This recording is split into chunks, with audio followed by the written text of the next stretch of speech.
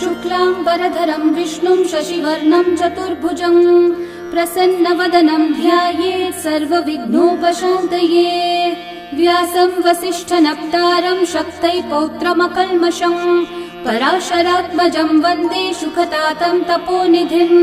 व्यासाय विष्णुरूपाय व्यासरूपाय विष्णवे नमो वै ब्रह्मनिधये वासिष्ठाय नमो नमः। अविकाराय शुद्धाय नित्याय परमात्मने सदैकरूपरूपाय विष्णवे सर्वजिष्णवे। यस्य स्मरणमात्रेण जन्म संसारबन्धनात् विमुच्यते नमस्तस्मै विष्णवे प्रभविष्णवे।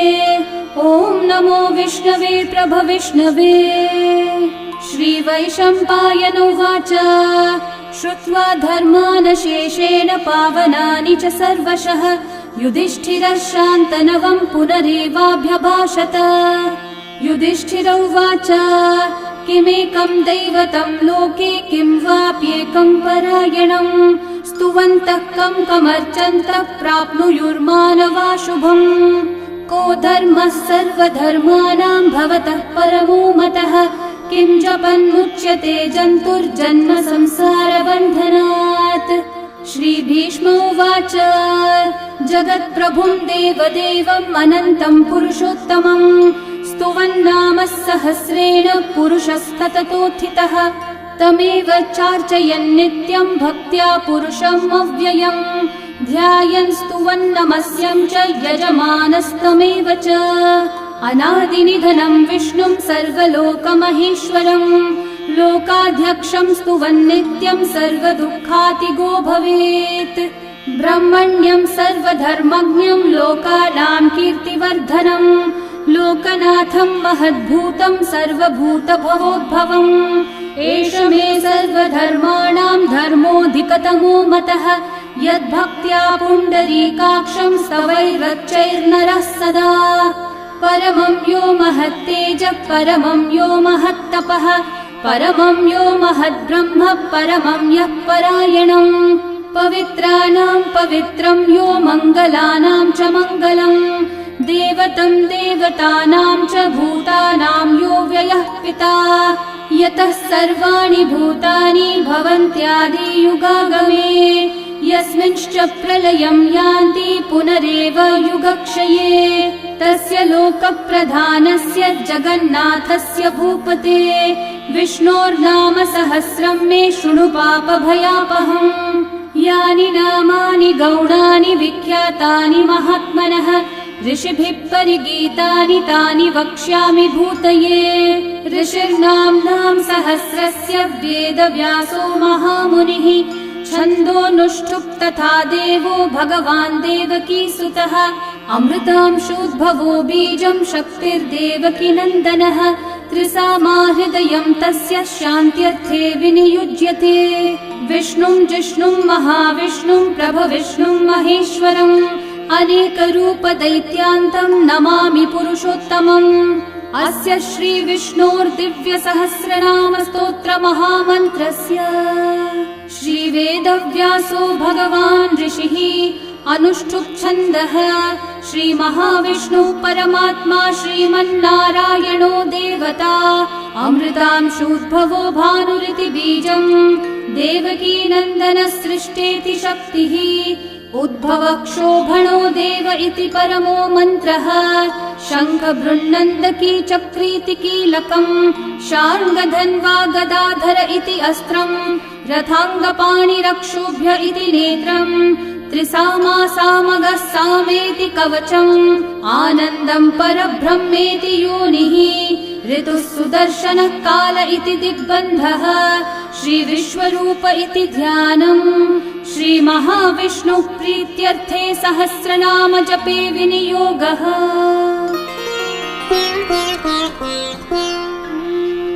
ध्यानम् क्षीरोधन्वत्प्रदेशे शुचिमणिविलसत्सैकते मौक्तिकानां माला क्लृप्तासनस्थस्फटिकमणिनिभैर्मौक्तिकैर्मण्डिताङ्गः शुभ्रैरभ्रैरतभ्रैरुपरि विरचितैर्मुक्तपीयूषवर्षैः आनन्देन पुनीयादरिनलिनगदा शङ्खपाणिर्मुकुन्दः भुःपादौ यस्य नाभिर्वियदसुरनिलश्चन्द्रसूर्यौ च नेत्रे कर्णावाशाः शिरौद्योर्मुखमपि दहनो यस्य वास्तेयमब्धिः अन्तस्थं यस्य विश्वं सुरनरखगो भोगि गन्धर्वदैत्यैः चित्रं रम्यते त्रिभुवन विपुषं विष्णुमीशं नमामि। ॐ नमो भगवते वासुदेवाय। शान्ताकारं भुजगशयनं पद्मनाभं सुरेशं विश्वाधारं गगनसदृशं मेघवर्णं शुभाङ्गं लक्ष्मीकान्तं कमलनयनं योगिहृद्ध्यानगम्यं वन्दे विष्णुं भवभयहरं सर्वलोकैकनाथम् मेघश्यामं पीतकौशेयवासं श्रीवत्साङ्कं कौस्तुभोद्भासिताङ्गं पुण्योपेतं पुण्डरीकायताक्षं विष्णुं वन्दे सर्वलोकैकनाथम् नमः समस्तभूतानामादिभूताय भूभृते अनेकरूपरूपाय विष्णवे प्रभविष्णवे सशङ्खचक्रं सकिरीटकुण्डलं सपीतवस्त्रं सरसीरुहेक्षणं सहारवक्षस्थलशोभिकौस्तुभं नमामि विष्णुं शिरसा चतुर्भुजम् छायायां पारिजातस्य हेमसिंहासनोपरि आसीनमं बुधश्याममायताक्षम् अलङ्कृतम् चन्द्राननं चतुर्बाहुं श्रीवत्साङ्कितवक्षसं रुक्मिणी सत्यभामाभ्यां सहितं कृष्णमाश्रये। ॐ विश्वं विष्णुर्वषट्कारो भूतभव्यभवत्प्रभुः भूतकृद्भूतभृद्भावो भूतात्मा भूतभावनः भूतात्मा परमात्मा च मुक्तानां परमा गतिः अव्ययः पुरुषः साक्षी क्षेत्रज्ञोऽक्षर एव च योगो योगविदां नेता प्रधानः पुरुषेश्वरः नारसिंहः वपुः श्रीमान् केशवः पुरुषोत्तमः सर्वः शर्वः शिवस्थाणोर्भूतादिर्निधिरव्ययः सम्भवो भावनो भर्ता प्रभवः प्रभुरीश्वरः स्वयंभू शम्भुरादित्यः पुष्कराक्षो महास्वनः अनादिनिधनो धाता विधाता धातुरुत्तमः अप्रमेयो ऋषिकेशः पद्मनाभोऽमरः प्रभुः विश्वकर्मा मनुस्त्वष्टा स्थविष्ठस्थविरो ध्रुवः अग्राह्यः शाश्वतः कृष्णो लोहिताक्षः प्रतर्दनः प्रभुतस्त्रिककुब्धामः पवित्रं मङ्गलं परम् ईशानः प्राणदः प्राणो ज्येष्ठः श्रेष्ठः प्रजापतिः हिरण्यगर्भो भूगर्भो माधवो मधुसूदनः ईश्वरो विक्रमी धन्वी मेधावी विक्रमक्रमः अनुत्तमो दुराधर्षः कृतज्ञः कृतिरात्मवान् सुरेशः शरणं शर्म विश्वरेतः प्रजाभवः अहः संवत्सरो व्याळः प्रत्ययः सर्वदर्शनः अजः सर्वेश्वरः सिद्धिः सिद्धिः सर्वादिरच्युतः वृषाकपिरमेयात्मा सर्वयोगविनिःसृतः वसुर्वसुमनः सत्यः समात्मा संमितः समः अमोघः पुण्डरीकाक्षो वृषकर्मा वृषाकृतिः रुद्रो बहुशिरा बभ्रुर्विश्वयोनिःशुचिश्रवाः अमृतः शाश्वतस्थाणोर्वरारोहो महातपाः सर्वगः सर्वविद्भानुः विश्वक्सेनो जनार्दनः वेदो वेदविदव्यङ्गो वेदाङ्गो वेदवित्कविः लोकाध्यक्षः सुराध्यक्षो धर्माध्यक्षः कृताकृतः चतुरात्मा चतुर्व्यूहश्चतुर्दंष्ट्रश्चतुर्भुजः भ्राजिष्णुर्भोजनं भोक्ता सहिष्णुर्जगदादिजः अनघो विजयो जेता विश्वयोनिः पुनर्वसुः उपेन्द्रो वामनः प्रांशुरमोघः शुचिरूर्चितः अतीन्द्रः सङ्ग्रहः सर्गो धृतात्मा नियमो यमः वेद्यो वैद्यः सदा योगी वीरः माधवो मधुः अतीन्द्रियो महामायो महोत्साहो महाबलः महाबुद्धिर्महावीर्यो महाशक्तिर्महाद्युतिः अनिर्देश्य वपुः श्रीमान् अमेयात्मा महाधृतक् महेश्वासो महीभर्ता श्रीनिवासः सतां गतिः अनिरुद्धः सुरानन्दो गोविन्दो गोविदाम्पतिः मरीचिर्दमनोहंसः सुपर्णो भुजगोत्तमः हिरण्यनाभः सुतपः पद्मनाभः प्रजापतिः अमृत्युः सर्वदृक्सिंहः सन्धाता सन्धिमान् स्थिरः अजो दुर्मशनः शास्ता विश्रुतात्मा सुरारिः गुरुर्गुरुतमो धामः सत्यः सत्यः पराक्रमः निमिषो निमिषस्रग्वी वाचस्पतिरुदारधीः अग्रणीर्ग्रामणी श्रीमान् न्यायो नेता समीरणः सहस्रमूर्धा विश्वात्मा सहस्राक्षः सहस्रपात् आवर्तनो निवृत्तात्मा संवृतः सम्प्रमर्दनः अहः संवर्तको वह्निरनिलो धरणीधरः सुप्रसादः प्रसन्नात्मा विश्वदृग्विश्वभुग्विभुः सत्कर्ता सत्कृतः साधुर्जन्मोर्नारायणो नरः असंख्येयो प्रमेयात्मा विशिष्टः शिष्टकृच्छुचिः सिद्धार्थः सिद्धसङ्कल्पः सिद्धिदः सिद्धिसाधनः वृषाही वृषभो विष्णुर्वृषपर्वा वृषोदरः वर्धनो वर्धमानश्च विविक्तः श्रुतिसागरः सुभुजो दुर्धरो वाग्मी महेन्द्रो वसुदो वसुः नैकरूपो बृहद्रूपः क्षिपिविष्टप्रकाशनः ओजस्तेजोद्युतिधरः प्रकाशात्मा प्रतापनः ऋद्धस्पष्टाक्षरो मन्त्रश्चन्द्रांशूर्भास्करद्युतिः अमृतांशूद्भवो भानुर्शशबिन्दुः सुरेश्वरः औषधं जगतः सेतुः सत्यधर्मः पराक्रमः भूतभव्यभवन्नाथः पवनः पावनो नलः कामः कामकृत्कान्तः कामः कामप्रदः प्रभुः युगादिकृद्युगावर्तो नैकमायो महाशनः अदृश्यो व्यक्तरूपश्च सहस्रजिदनन्तजित् इष्टो विशिष्टशिष्टेष्ठः शिखण्डी नहुषो वृषः क्रोधः क्रोधकृत्कर्ता विश्वबाहुर्महीधरः अच्युतः प्रथितः प्राणः प्राणदो वासवानुजः अपान्निधिरधिष्ठानम् अप्रमत्तः प्रतिष्ठितः स्कन्दः स्कन्दद्धरो धुर्यो वरदो वायुवाहनः वासुदेवो बृहद्भानुरादिदेवः पुरन्दरः अशोकस्थारणस्थारः शूरः शौरिर्जनेश्वरः अनुकूलः शतावर्तः पद्मी पद्मनिभीक्षणः पद्मनाभोरविन्दाक्षः पद्मगर्भः शरीरभृत् महर्धिरिद्धो वृद्धात्मा महाक्षो गरुडध्वजः अतुलः शरभो भीमः समयज्ञो हविर्हरिः सर्वलक्षणलक्षण्यो लक्ष्मीवान् समितिञ्जयः विक्षरो रोहितो मार्गो हेतुर्दामोदरः सहः महीधरो महाभागो वेगवानमिताशनः उद्भवक्षोभणो देवः श्रीगर्भः परमेश्वरः करणं कारणं कर्ता विकर्ता गहनो गुहः व्यवसायो व्यवस्थानः संस्थानस्थानदो ध्रुवः परर्धि परमस्पष्टः तुष्टः पुष्टः शुभेक्षणः रामो विरामो विरतो मार्गो नेयो नयो नयः वीरशक्तिमतां श्रेष्ठा धर्मो धर्मविदुत्तमः वैकुण्ठः पुरुषः प्राणः प्राणदः प्रणवपृथुः हिरण्यगर्भः शत्रुघ्नो व्याप्तो वायुरधोक्षजः ऋतुः सुदर्शनः कालः परमेष्ठी परिग्रहः उग्रः संवत्सरो दक्षो विश्रामो विश्वदक्षिणः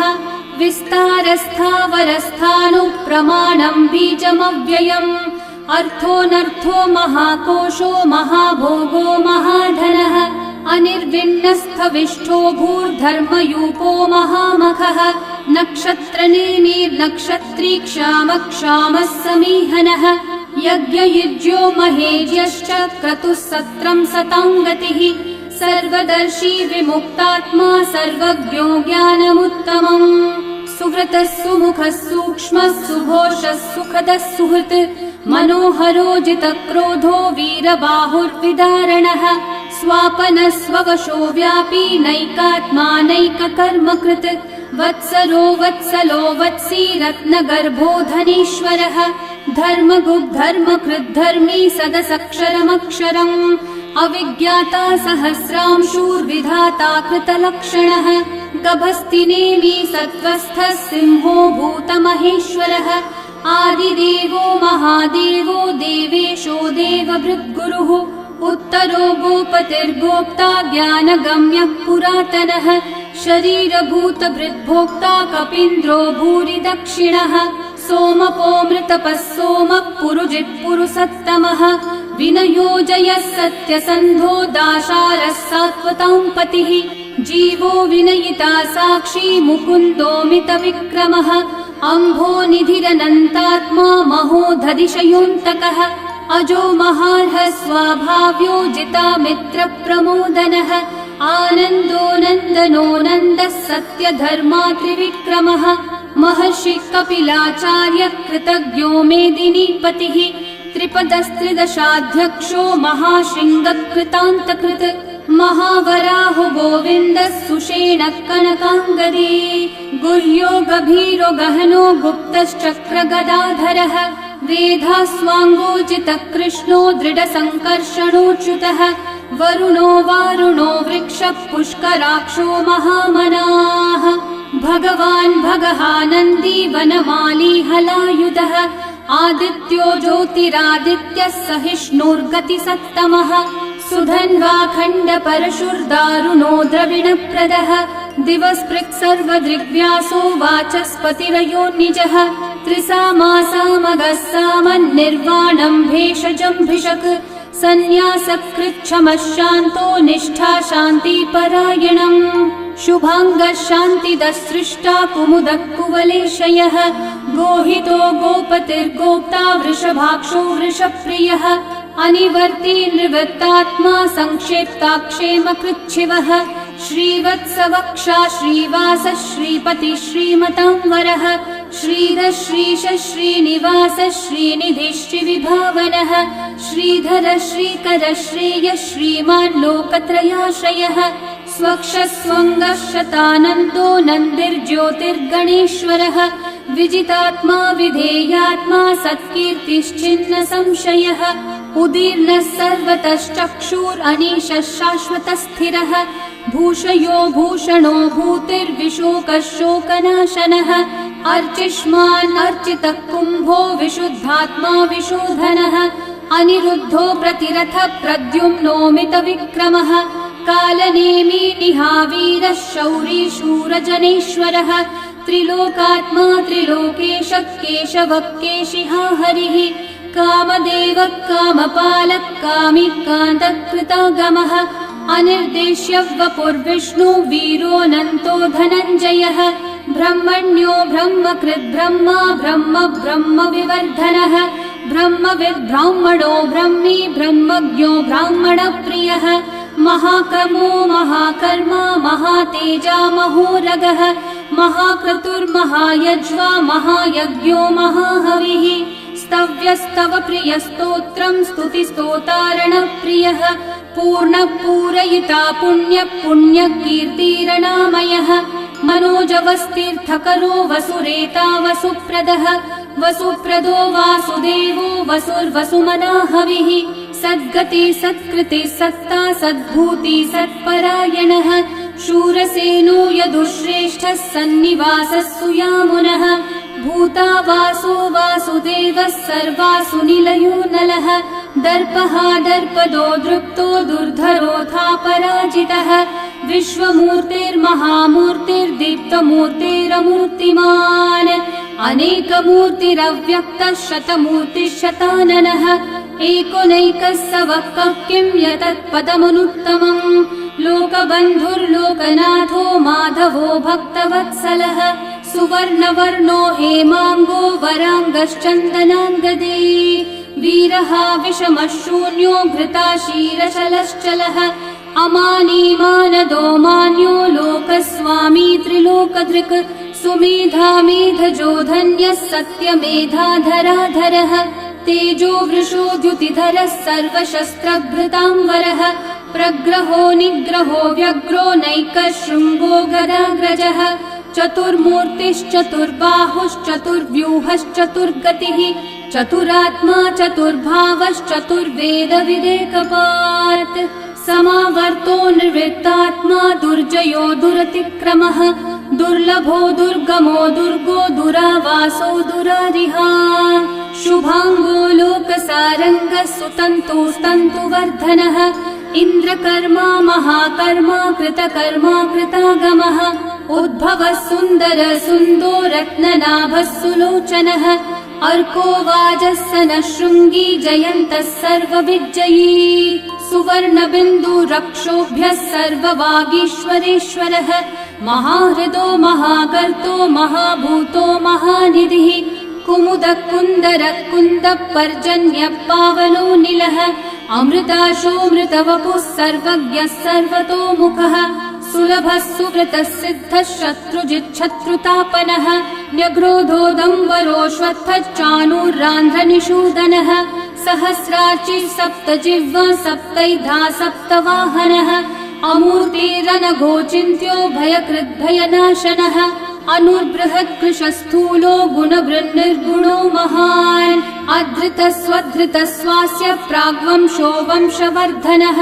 भारभृत्कथितो योगी योगीशः सर्वकामदः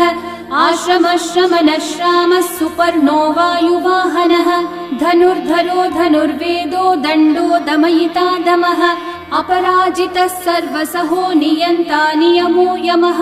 सत्त्ववान् सात्विकः सत्यः सत्यधर्मपरायणः अभिप्रायप्रियार्होर्हः प्रियकृत्प्रीतिवर्धनः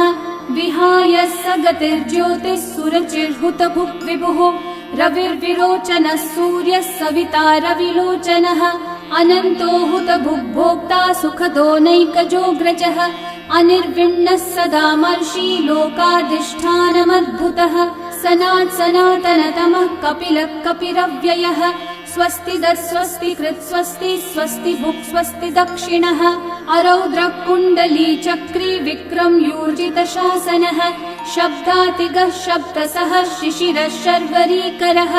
अक्रूरः पेशलो दक्षो दक्षिणक्षमिनाम्बरः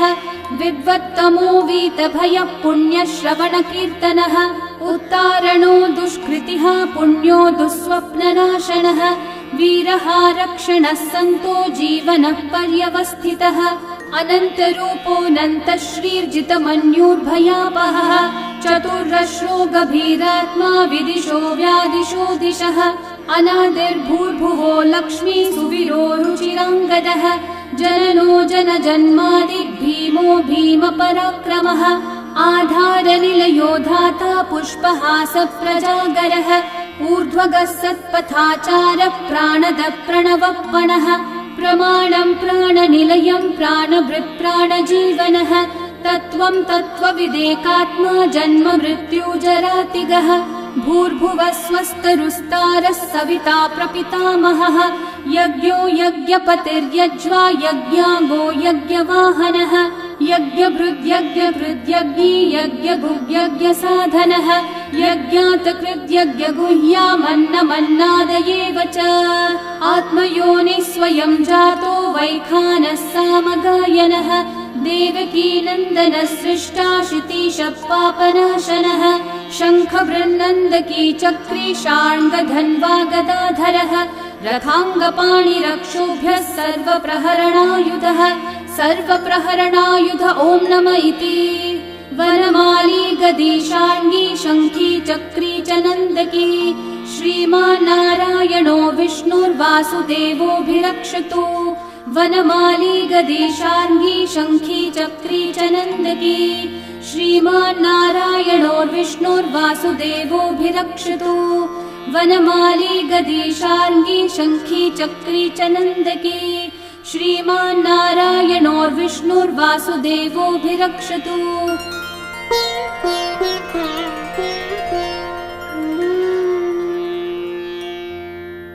इतीदं कीर्तनीयस्य केशवस्य महात्मनः नाम्नां सहस्रं दिव्यानामशेषेण प्रकीर्तितम्। य इदं शृणुयान् नित्यं यश्चापि परिकीर्तयेत् नाशुभं प्राप्नुयात् किञ्चित् सोमुत्रेह च मानवः। वेदान्तगो ब्राह्मणः स्यात् क्षत्रियो विजयी भवेत् वैश्यो धनसमृद्धः स्यात् शूद्रः सुखमवाप्नुयात् धर्मार्थी प्राप्नुयात् धर्मम् अर्थार्थी चार्थमाप्नुयात् कामानवाप्नुयात् कामी प्रजार्थी चाप्नुयात् प्रजाम्। भक्तिमान् यः सदोत्थाय शुचिस्तद्गतमानसः सहस्रं वासुदेवस्य नाम्नामेतत् प्रकीर्तये। यशः प्राप्नोति विपुलं याति प्राधान्यमेव च अचलां श्रियमाप्नोति श्रेय प्राप्नोत्यनुत्तमम्। न भयं क्वचिदाप्नोति वीर्यं तेजश्च विन्दति भवत्यरोगो द्युतिमान् बलरूपगुणान्वितः रोगार्तो मुच्यते रोगात् बद्धो मुच्येत बन्धनात् भयान् मुच्येत भीतस्थो मुच्येतापन्न आपदः दुर्गान्यतितरत्याशु पुरुषः पुरुषोत्तमम् स्तुवन्नाम सहस्रेण नित्यं भक्ति समन्वितः वासुदेवाश्रयो मर्त्यो वासुदेवपरायणः सर्वपाप विशुद्धात्मा याति ब्रह्म सनातनम्। न वासुदेव भक्तानामशुभं विद्यते क्वचित् जन्म मृत्यु जरा व्याधि भयं नैवोपजायते। इमं स्तवमधीयानः श्रद्धा भक्ति समन्वितः युज्येतात्मसुखः शान्ति श्रीधृति स्मृति कीर्तिभिः। न क्रोधो न च मात्सर्यं न लोभो नाशुभा मतिः भवन्ति कृतपुण्यानां भक्तानां पुरुषोत्तमे। द्यौस चन्द्रार्कनक्षत्राखं दिशो भूर्महोदधिः वासुदेवस्य वीर्येण विदतानि महात्मनः ससुरासुरगन्धर्वं स यक्षोरगराक्षसम् जगद्वशे वर्ततेदं कृष्णस्य सचराचरम्। इन्द्रियाणि मनोबुद्धिः सत्त्वं तेजो बलं द्युतिः वासुदेवात्मकन्याहुः क्षेत्रं क्षेत्रज्ञ एव च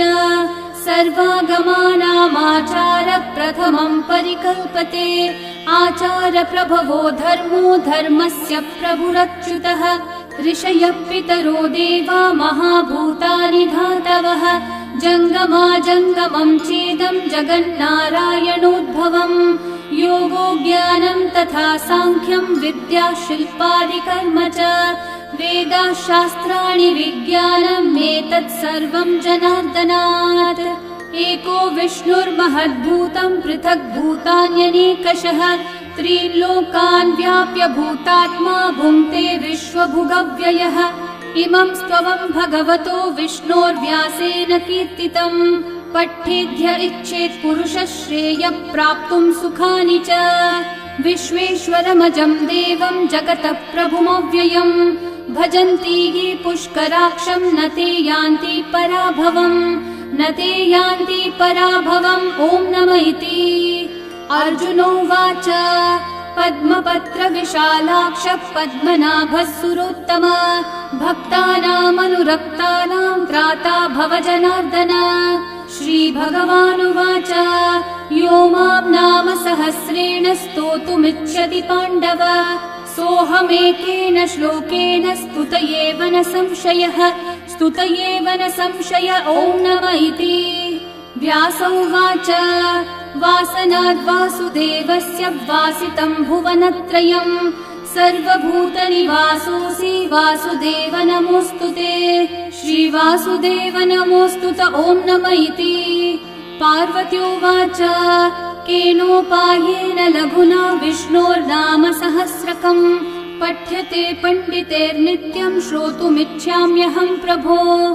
ईश्वरोवाच श्रीराम राम रामेति रमे रामे मनोरमे सहस्रनाम तत्तुल्यं राम नाम वरानने। श्रीराम राम रामेति रमे रामे मनोरमे सहस्रनाम तत्तुल्यं राम नाम वरानने। श्रीराम राम रामेति रमे रामे मनोरमे सहस्रनाम तत्तुल्यं रामनाम वरानने श्रीरामनाम वरानन ॐ नम इति ब्रह्म उवाच नमोऽस्त्वनन्ताय सहस्रमूर्तये सहस्रपादाक्षि शिरोरुबाहवे सहस्रनाम्ने पुरुषाय शाश्वते सहस्रकोटियुगधारिणे नमः सहस्रकोटियुगधारिण ॐ नम इति सञ्जय उवाच यत्र योगेश्वर कृष्णो यत्र पार्थो धनुर्धरः तत्र श्रीर्विजयो भूतिर्ध्रुवा नीतिर्मतिर्मम श्रीभगवानुवाच अनन्याश्चिन्तयन्तो मा ये जनाः पर्युपासते तेषां नित्याभियुक्तानां योगक्षेमं वहाम्यहम् परित्राणाय साधूनां विनाशाय च दुष्कृतां धर्म संस्थापनार्थाय सम्भवामि युगे युगे आर्ता विषण्णा शिथिलाश्च भीता घोरेषु च व्याधिषु वर्तमानाः संकीर्त्य नारायण शब्दमात्रं विमुक्तदुःखा सुखिनो भवन्तु कायेन वाचा मनसैन्द्रियैर्वा बुद्ध्यात्मना वा प्रकृते स्वभावात् करोमि यद्यत् सकलं परस्मै नारायणायेति समर्पयामि। श्री विष्णु सहस्रनाम स्तोत्रं सम्पूर्णम्।